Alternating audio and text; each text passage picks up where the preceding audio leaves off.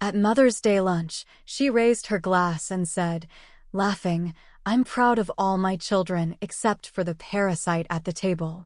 Everyone laughed. I calmly stood up, took a small black box from my pocket, and placed it right in the center of the table. "For you, Mom. Happy Mother's Day." I left without looking back. She screamed when she opened it and saw what was inside. I looked at myself in the mirror one last time before leaving. Newly ironed blue shirt, black pants, and the watch my dad gave me before he died. I tried to see in my reflection something of what he saw in me, something my mother never saw. I took a deep breath.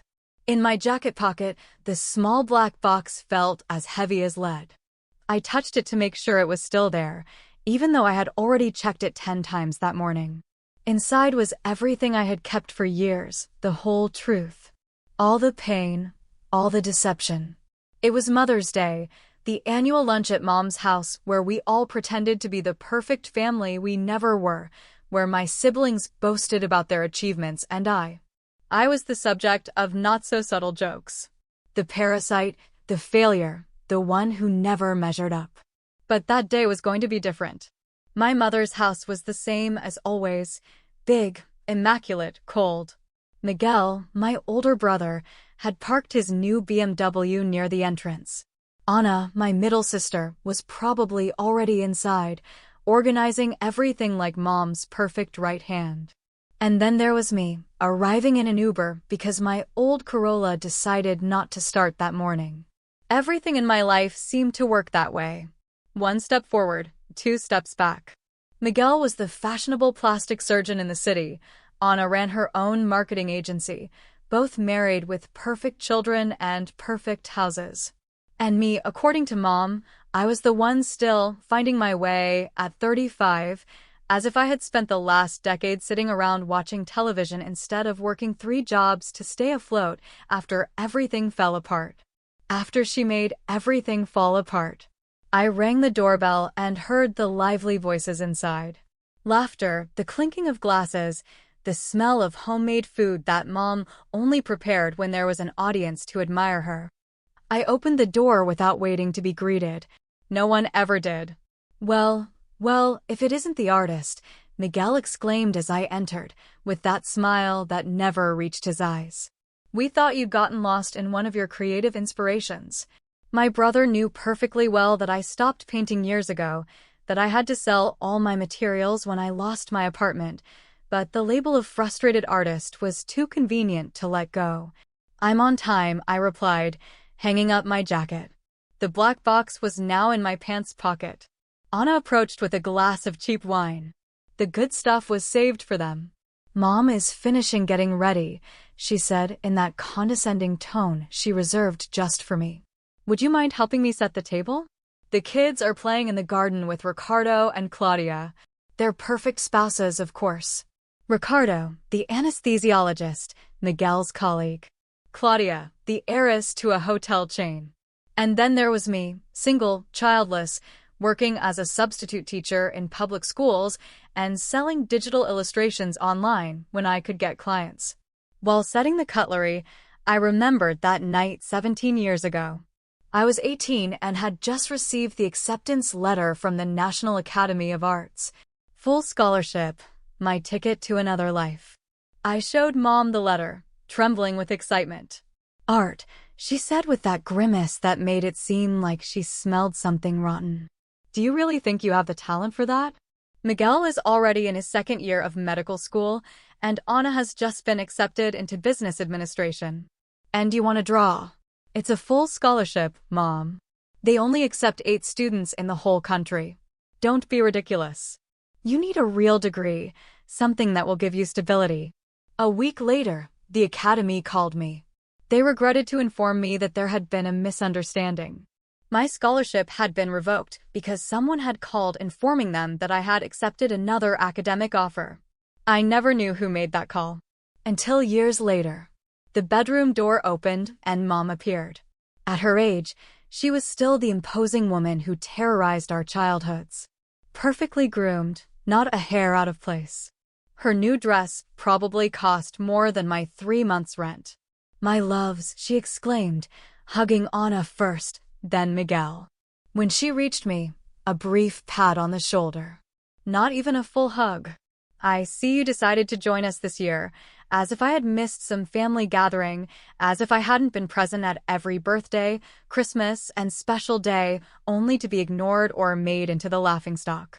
Wouldn't miss it for the world, Mom, I replied, and for the first time in years, I meant it completely. The meal went as usual. Miguel talked about his new clinic, Anna about her important clients. The children received exaggerated praise for getting good grades. Nobody asked me about my life. Better that way. I wouldn't have known what to tell them that they wouldn't later use against me. I wouldn't have told them that I found a job as an art teacher in an elementary school for next year. I wouldn't have told them that I finally sold 2 paintings to a small gallery. I wouldn't have mentioned that I was saving for my own apartment after years of sharing with strangers. I wouldn't have given them anything they could take away from me. Not again. Dessert time arrived, and like every year, Mom stood up with her glass raised. It was tradition, the annual toast where she praised her children and grandchildren, where she pretended to be the selfless mother she never was. I want a toast, she said in that voice she used in her days as a school principal, to my wonderful children. To Miguel, who just opened his second clinic, to Anna, whose agency won the National Advertising Award. To my precious grandchildren, who are my greatest pride. She paused. Everyone knew what was coming. It was part of the show. I'm proud of all my children. And then she looked at me with that cruel smile I knew since childhood, except for the parasite at the table. Laughter erupted. Miguel almost choked on his wine. Anna tried to hide it, but her shoulders shook. Their spouses, trained to go along with the charade, also laughed. Only the children seemed confused, too young to understand the cruelty disguised as a family joke. It wasn't the first time she had called me that in public. My parasite, her favorite nickname for me since Dad died. The one who doesn't contribute, the one who doesn't succeed, the one who isn't like his perfect siblings. But it was the last time I would hear it in silence. I stood up slowly. Everyone waited for my usual reaction. Lower my head, force a smile, maybe make a self-deprecating joke to lighten the mood. At least I'm a punctual parasite, I would have normally said. Not that day. I reached into my pocket and took out the small black box. I held it for a moment, feeling its weight. Inside was everything: the bank documents, the letters, the recording, the truth I had been compiling for years. I placed it exactly in the center of the table, between the fruit salad and the homemade flan. For you, Mom, I said with a calmness I didn't know I possessed. Happy Mother's Day. And without another word, I turned and walked toward the door. I didn't pick up my jacket, I didn't say goodbye, I didn't look back, not even when my mother's scream broke the silence I had left behind. The scream that confirmed she had opened the box, that she had seen what was inside, that she knew that I knew. Already on the street, as the May sun warmed my face, I heard more shouts from the house. My phone started vibrating in my pocket. I ignored it. For the first time in my entire adult life, I felt like I could breathe completely. I will never forget the feeling of leaving that house. It was as if I had been submerged in murky water for years and finally came to the surface to breathe. My phone kept vibrating. 10 missed calls from Anna, 7 from Miguel, and a number I didn't recognize, but assumed it was my mother from another phone. I turned off my cell phone and walked aimlessly for almost an hour. What I put in that box had been my secret project for the last 2 years. It all started when I helped clean my father's old studio after the basement flooded. My mother never went in there. She said it brought back too many memories. The truth was, she never cared about Dad's things. Among damp boxes and ruined books, I found a small safe that I didn't know existed. It was locked, but the combination turned out to be my birth date. Inside was a thick envelope with my name written in my father's shaky handwriting. He had dated it 3 days before his death. Inside the envelope, I found documents that changed everything I thought I knew about my life. My father had established a trust for my education, a considerable sum that was to be used exclusively for my university studies. Along with these papers was a letter where he explained that he had always believed in my artistic talent, but had not dared to confront my mother for fear that she would make my life impossible. What he didn't know is that it happened anyway. The trust had been systematically emptied. The transfers were signed by my mother as administrator until there was nothing left. Where did that money go? The bank statements I later obtained, thanks to an old friend of Dad's who worked at the bank, showed transfers to the private university where Miguel did his specialization and to Anna's initial startup. My education paid for the successes of my siblings, the real children. I didn't stop there. Once you start pulling the thread, the whole fabric of lies begins to unravel. I contacted the director of the National Academy of Arts, now retired, who confirmed my suspicions. The person who had called to cancel my enrollment was my mother. He had a recording of the call in the archives due to the unusual procedure. He sent me a copy by email. Her voice was unmistakable. My son has reconsidered and decided to take a more sensible path. Art is just a hobby, not a career. As I continued investigating, I discovered more hidden truths. My father's will had been modified after his death. The beach house that he specifically wanted to leave to me had ended up in Anna's hands. The art studio he had started building for me in the backyard was demolished by my mother barely a month after his funeral to build the pool Miguel wanted so much. The final piece arrived 6 months ago when my Aunt Luisa, my father's sister, called me from the hospital. She was dying of cancer and wanted to talk to me. She told me that she always knew how my mother treated me, but my father had made her promise not to intervene because he feared it would make things worse for me. Your mother always saw you as a threat, Luisa told me in her weak voice. You were your father's favorite, even though he tried to hide it. He saw in you his own lost talent.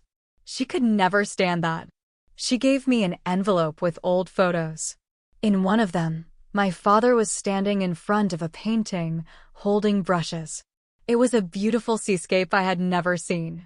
Your father was a brilliant artist before he met your mother, Luisa explained. She convinced him it was a waste of time. She pushed him into business because it was more respectable.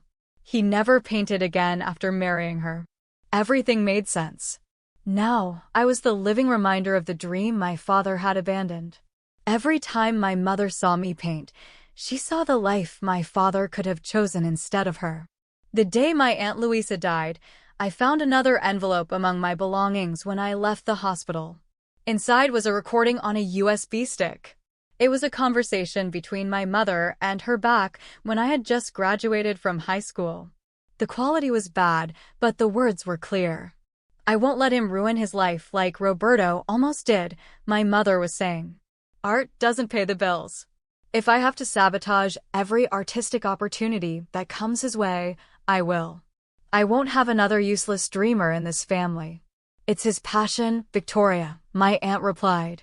He has real talent. Roberto was a sentimentalist. I'm practical. Miguel and Anna are on the right track. I won't let this one stray. This woman, my mother, hadn't just ruined my opportunities, she had ruined my father's before me. And the worst part was that neither Miguel nor Anna knew. For them, I was simply the younger brother who never tried hard enough, the one who didn't take advantage of his opportunities. The parasite. For the last few months, I compiled everything, every document, every recording, every piece of evidence of the systematic sabotage. I also included receipts for Dad's medical bills that I paid alone during his last months while my siblings were too busy and my mother was on a Mediterranean cruise. I added the letters from the galleries that had accepted my work before mysteriously retracting. They all followed the same pattern.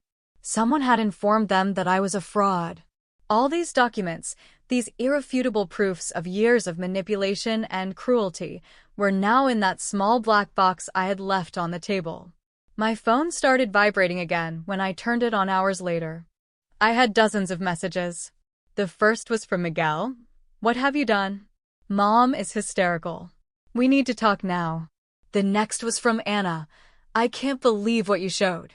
Is all this true? Please call me. Then came the messages from my mother. The first was a threat. Retract those lies or you'll regret it. The second was an attempt at manipulation. You're sick. You need help. The third was a plea. Please don't show that to anyone else.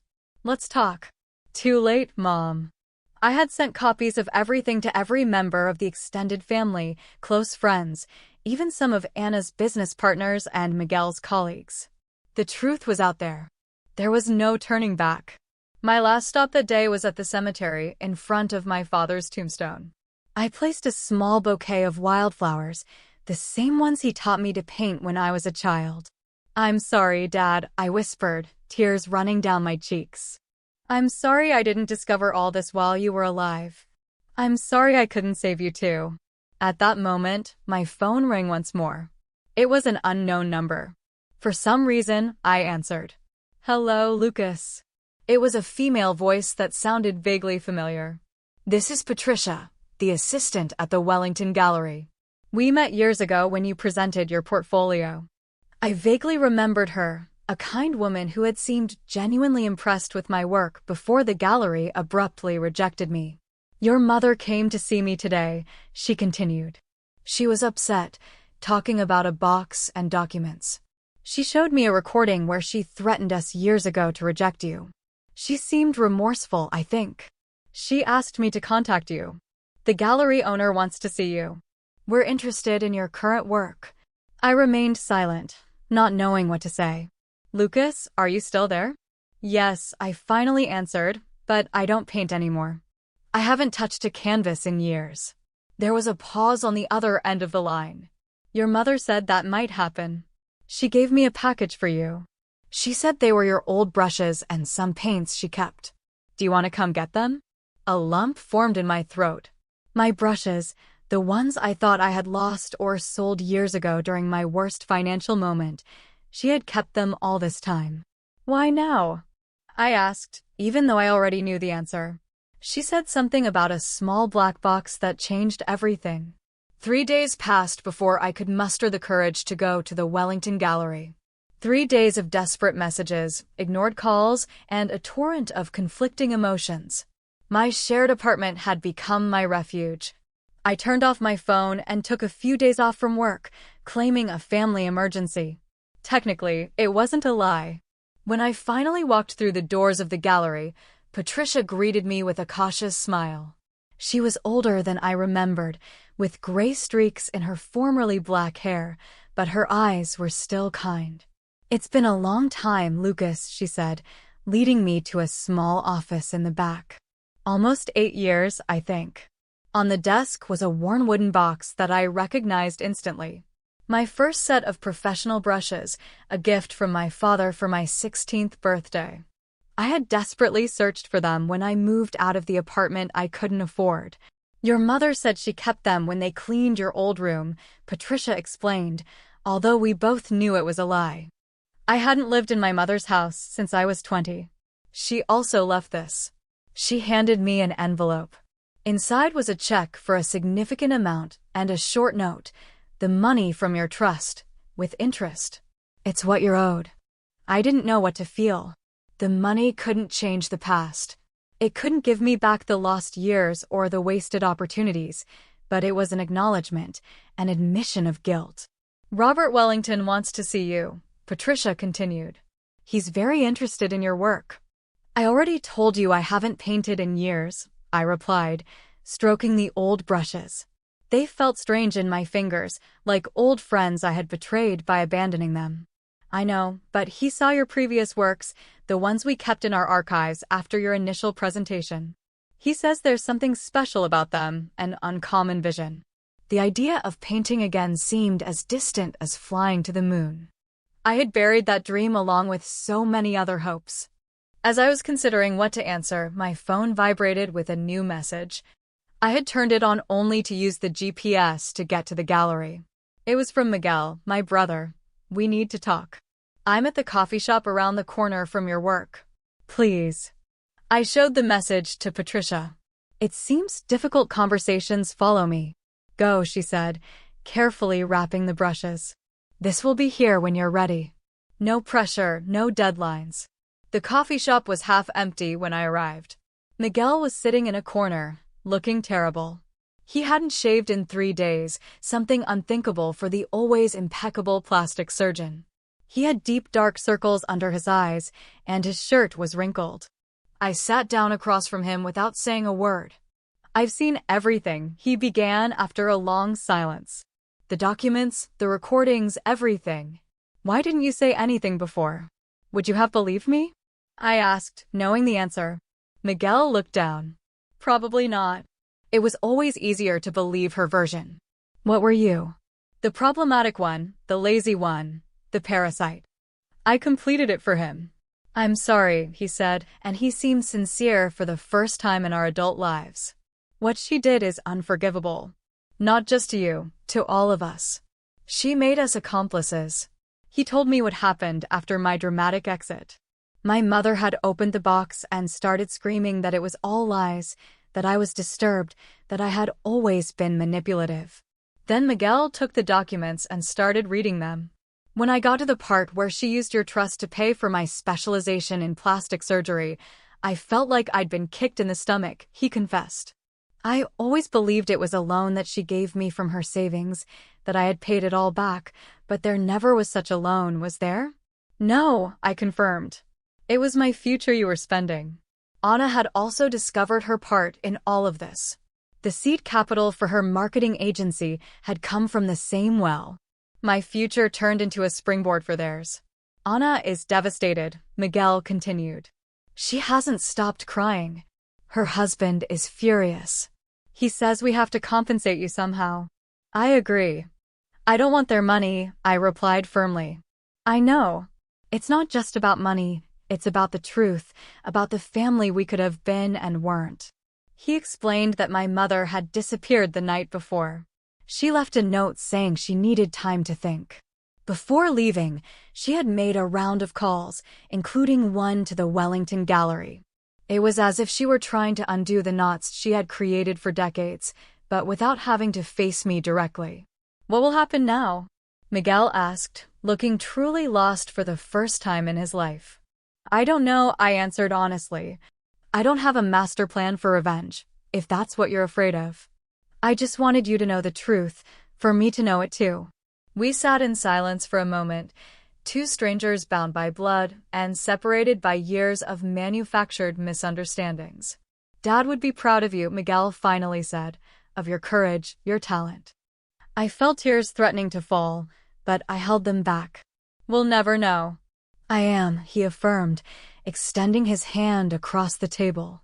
"Proud to call you my brother." I didn't take his hand immediately. Too many wounds, too many years. But eventually, I squeezed it briefly. It wasn't forgiveness, not yet, but it was a start. A week later, I received a certified letter. It was from my mother, sent from somewhere on the coast. She didn't directly apologize. She had never been able to do that. But she acknowledged her mistakes and bad decisions. She said she was leaving me the beach house that should have been mine from the beginning, that she had talked to other galleries besides Wellington, that she hoped that someday I could understand that she had done it for my own good. Typical of her. Trying to justify the unjustifiable until the very end. Some people never really change, but I did. In the following months, I started painting again. Clumsily at first, then with increasing fluency. Patricia was right. Wellington was interested. My new works, charged with all the pain and liberation of those years, resonated with something in the public. Anna and I met regularly for uncomfortable lunches that gradually became more comfortable. Miguel invited me to meet his children properly, without the shadow of my mother distorting our relationship. I explained my work to them, showed them basic drawing techniques. It turns out Miguel's eldest son has a natural talent for art. Who would have imagined? My mother eventually returned. We haven't reconciled. I doubt we ever completely will. There are wounds that don't heal, betrayals that aren't erased with a simple "I'm sorry." But the family dynamic has irreversibly changed. I'm no longer the parasite at the table. I'm Lucas, the artist who finally found his voice. A year after the infamous Mother's Day lunch, I sold my first complete collection to a major gallery. I called it the Black Box. They were 10 paintings that told a story of manipulation, loss, and eventual redemption. My mother didn't attend the opening. My siblings did. On the central wall hung the main painting, a recreation of my father's lost work, based on the photos Aunt Louisa gave me, signed with both our names. Sometimes I wonder what would have happened if I hadn't found that safe in the basement. If I had continued living in ignorance, carrying a guilt I never deserved. If I had continued believing I was a failure, a parasite. But then I look at my paint-stained hands and I know that some truths, however painful, need to come to light. Not for revenge, but for justice. Not to destroy, but to rebuild on real foundations. The small black box I left on that table didn't just contain proof of betrayal, it contained my freedom. And that, more than any professional success, more than any repaired relationship, is what truly matters.